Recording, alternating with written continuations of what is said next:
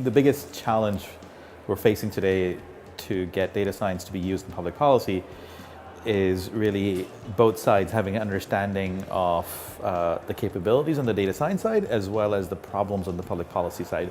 Today, the people doing data science don't quite have an idea of what challenges need to be solved, what the big problems are, and then vice versa on the public policy side, the policymakers don't have an idea of what techniques, methods, tools exist that can be used to improve the practice of policy.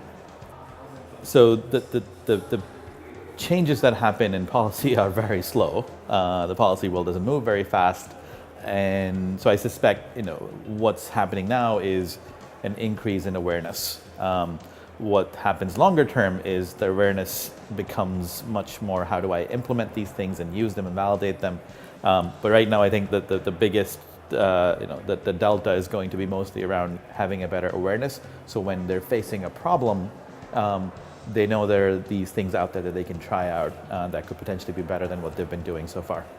The thing I want to see change the most is every policy is backed by data and evidence. And obviously that's a very long-term view of the world where it's never going to happen.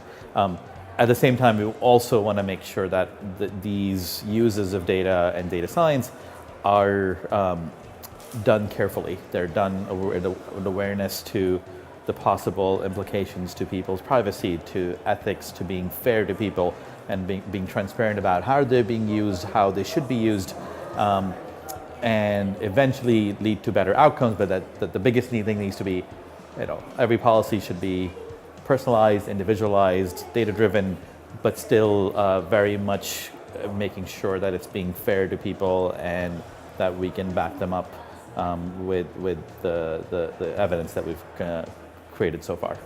Conferences like Data for Policy are useful because they're bringing together two groups of people that very much need to be in touch fairly constantly, but are rarely doing that by themselves. So you typically see policy conferences with a quantitative bent or a computational bent, and you see computer science and data science conferences that are applied but not necessarily to policy.